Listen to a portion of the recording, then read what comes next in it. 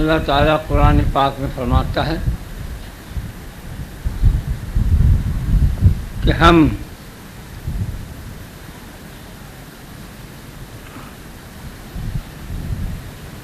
بغیر اطلاع کے، بغیر کسی دھمکی کے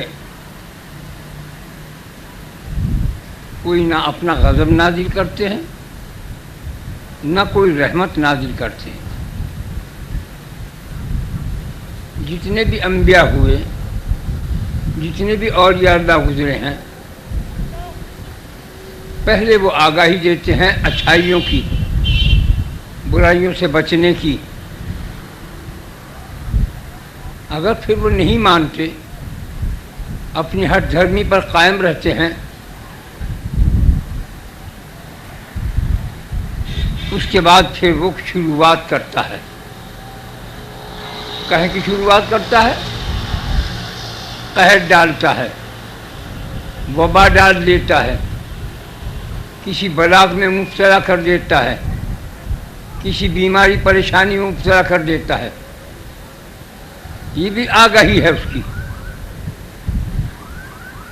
کسی قوم کو خدا نے غارت نہیں کیا، نبی کریم ان کے انبیاء علیہ السلام کی، پہلے نبی بھیجا، پھر ان پہ کتاب اتاری، صحیفے جات اتارے، اپنے احکامات نازل کیے، انہیں اعلان کیا کئی سو برس تک۔ نوح علیہ السلام نے کتنے دنوں کیا؟ 950 سال تک۔ حضرت دانیال کی عمر 3000 سال کی ہوئی، 3000 سال تک لوگوں کو سمجھایا، کوئی نہیں مانا، آخر کو غضب نازل ہوا۔ 700 سال تک، 600 سال تک، 650 سال تک حضرت نوح علیہ السلام نے تبلیغ کی، نہیں مانی، اپنی حد پر، اپنے کفر پر، اپنی شرک پر قائم رہے۔ پھر کشتی بنانے کا حکم دیا خدا نے کہ کشتی بناؤ، تو جب وہ کشتی بنا رہے تھے بیٹھے ہوئے، جو آج تک موجود ہے وہ، تو لوگ آ کے ان کا مذاق اڑاتے تھے، بڑے میاں کیا کر رہے ہیں کہ کشتی بنا رہا ہوں، کیوں کہ خدا کا قہر نازل ہونے والا ہے۔ تاڑیاں بجا کے قہقہ لگا کے آگے بڑھ جائے، بڈھے کا دماغ خراب ہو گیا ہے۔ جب کشتی تیار ہو گئی، ہر ایک جوڑے کا رکھنے کا حکم ہو گیا، ہر جانور کا، سب سے نیچے طبق میں درندے پرندے، اوپر اس سے چوپائے اس کے اوپر، جب سب اس طرح ہو گئے،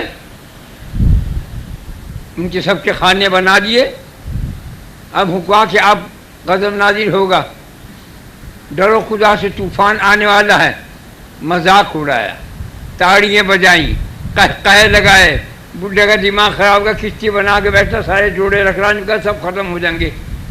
اس کا بیٹا کون تھا؟ کنعان۔ نوح علیہ السلام کا بیٹا کنعان تھا۔ ان کا بیٹے تو آ جا ہماری طرف۔ اس نے کہا میں تیری طرف نہیں آتا ہوں۔ آخر کو ایک بڑھیا نے یوں کہا، کہہ رہے نوح تو یوں کہتا کہ طوفان آئے گا، کہاں وہ طوفان؟ اس کے تنور میں سے فوارہ نکلا پانی کا۔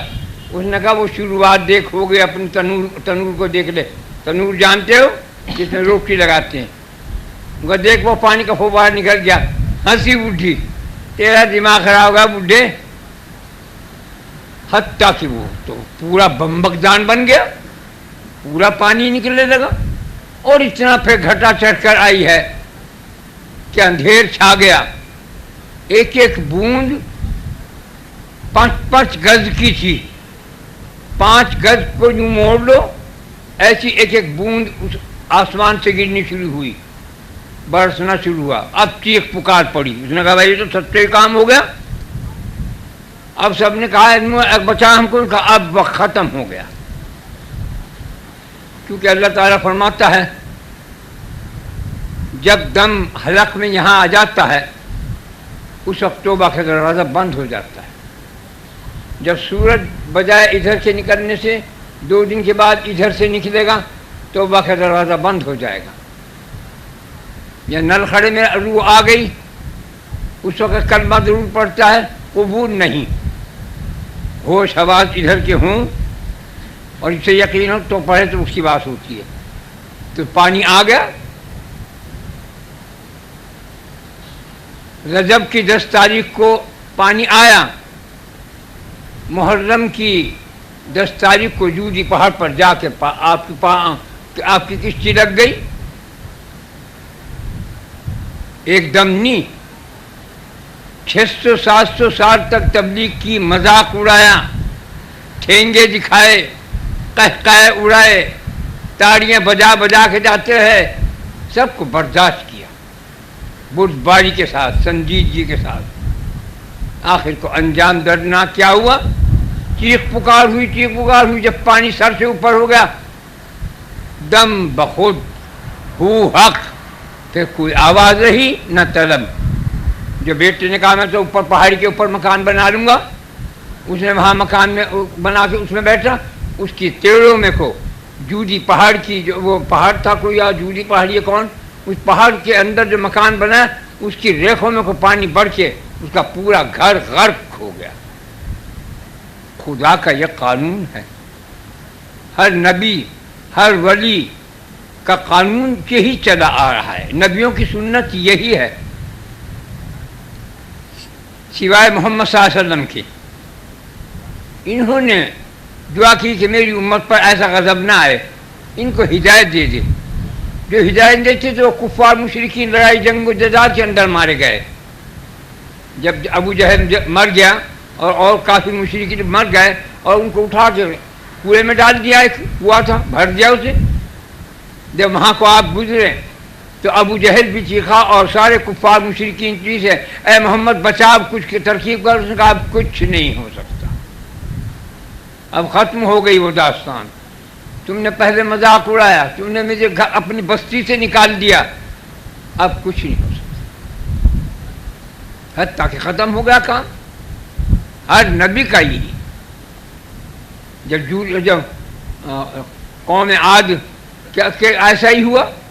قوم لوط کے ہاں جب لونڈے بازی شروع ہوئی، عورتوں کو چھوڑ دیا، لڑکوں کی طرف لوگ لگ گئے. اس کا نتیجہ کیا ہوا؟ بہت سمجھایا، نہیں مانے. 4 فرشتے آئے بتانے کے لیے کہ اب تم تیاری کرو، یہاں سے فلاں وقت چلے جانا، اب ان پر غضب آئے گا، یہ زمین اٹھا دی جائے گی، اسے اوپر سے دے کے ماری جائے گی. ان لوگوں کو پتہ چلا کہ بڑے حسین لڑکے آئے ہیں ان کے پاس لوط کے، تو آئے کہ ہم دکھاؤ. ان کا یہ میرے مہمان ہیں، میں ان کو تمہارے حوالے نہیں کر سکتا.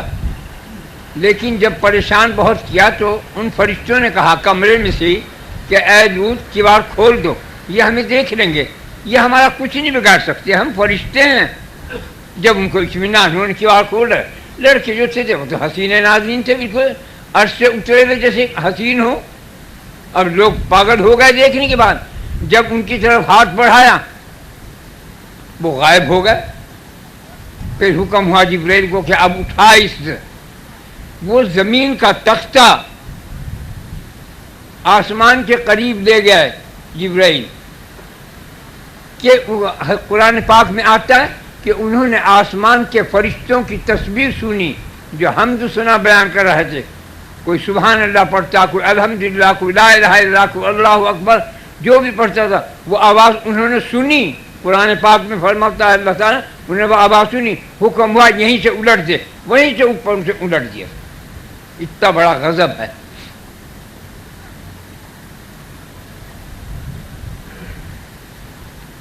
تو ہر نبی کے ساتھ ایسا ہوا. پہلے انہیں کتابیں آئی، صحیفے جات اترے، احکامات خدا کے آئے، نہیں ماننا.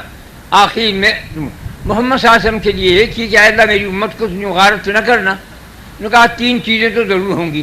ایک قحط پڑے گا، ایک وبا آئے گی، طاعون کی، پلیگ کی، کسی اور چیز کی وبا ہوگی، فاقہ کشی ہوگی، تفرقہ ہوگا.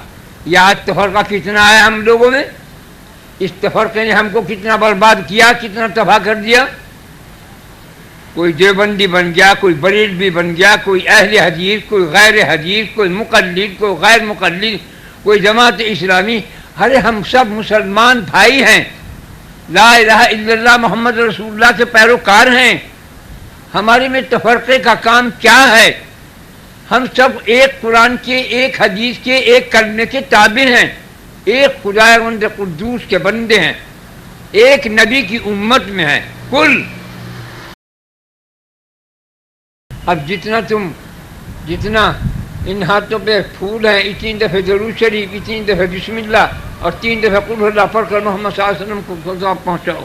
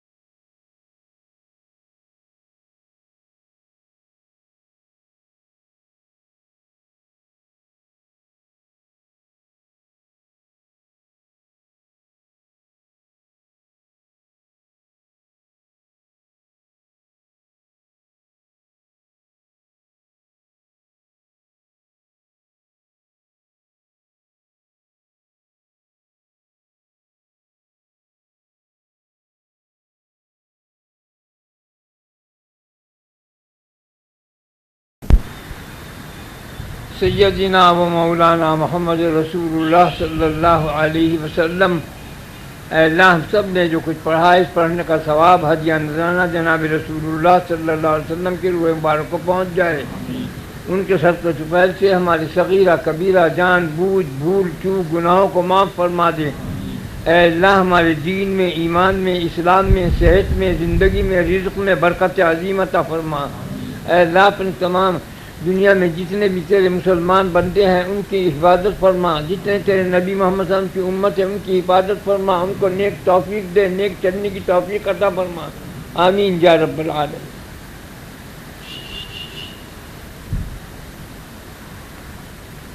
برحمتک یا ارحم